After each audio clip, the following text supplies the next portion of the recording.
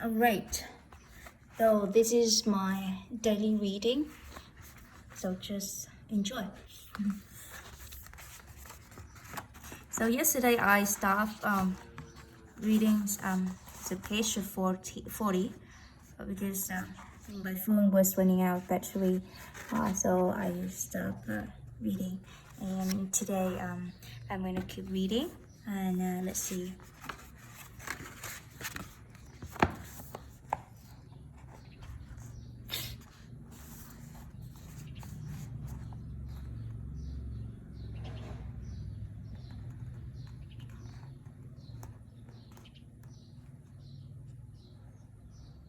Okay, so we got this one. We got the new word here, maybe mitote. I'm not pretty sure that I pronounce this correctly, but I want to check it again, alright?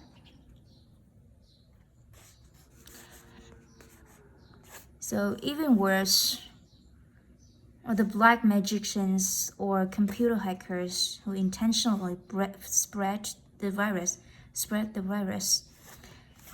Think back to the time when you or someone know was angry with someone else or designed to revenge.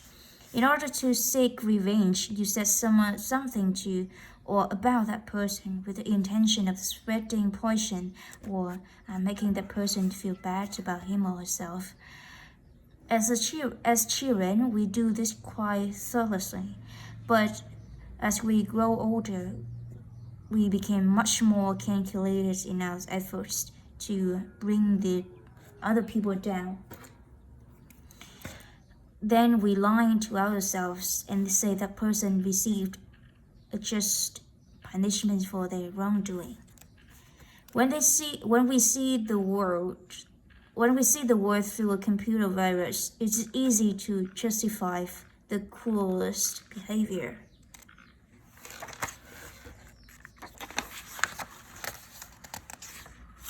What we don't see is to misuse of our words is putting us deeper into hell.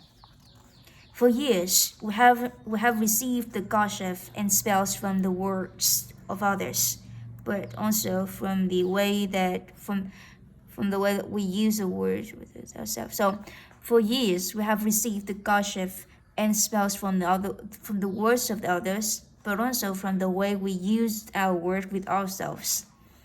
We talk to ourselves constantly, and most of the time we say things like, "Oh, I look fat, I look ugly, I'm getting old, I'm losing my mind, or losing my hair, I'm stupid, I never understand anything, I will never be good enough, and I'm never going to be perfect." Do you see how we use the words against ourselves? We must begin to understand what the word is and what the word does. Oh, I love this one. So we must begin to understand what the word is and what the word does. If you understand the first agreement, be impeccable with your word, you begin to see all the changes that can happen in your life. Change first in the way that you deal with yourself, and later in the way that you deal with other people, especially those you love the most. Consider how many times you have gossiped about the person you love the most to gain the support of the others for your point of view. And how many times have you hooked the other people's attention and spread poison about your loved one in order to make your opinions right? Your opinion is nothing but your point of view. So I think that this opinion is just the same with the point of view. I'm going to check it again. It is not necessarily true. Your opinion comes from your beliefs and your own ego, your own dream. We create all of this poison and spread it to the others, and just so we can feel right about our point of view. And if we adopt the first agreement and became impeccable with our word, and any emotional poison, it will eventually be cleaned from our mind and from our communication into our personal relationships, including with our pet dog or cat. Impeccabilities of word will also give you immunity from anyone putting a negative spell on you. You will only receive the negative ideas if your mind is a fertile ground. If your mind is fertile ground for that idea. When you become impeccable with your word, your mind is no longer fertile ground for words that come from black magic. Instead, it is fertile. I would say fertile. Oh, that's okay. It is fertile for the words that come from love. You can measure the impeccabilities of the word by yourself, by your levels of self-love. How much you love yourself and how much you feel about yourselves are directly proportionate to the qualities and integrities of your word. When you are impeccable with your word, you feel good, you feel happy and at peace. You can transcend the dream of hell just by making agreement to the impeccable with your word. Right now, I am planting that seed in your mind. In your mind, whether or not the seed grows or depends on how fertile your mind is for the seeds of love. This is up to you to make this agreement with yourself. I am impeccable with my word. Nurture this seed, and as it grows in your mind, it will generate more seeds of the love to replace the seeds of fears. The first agreement will change the kind of seeds that your mind is fertile for.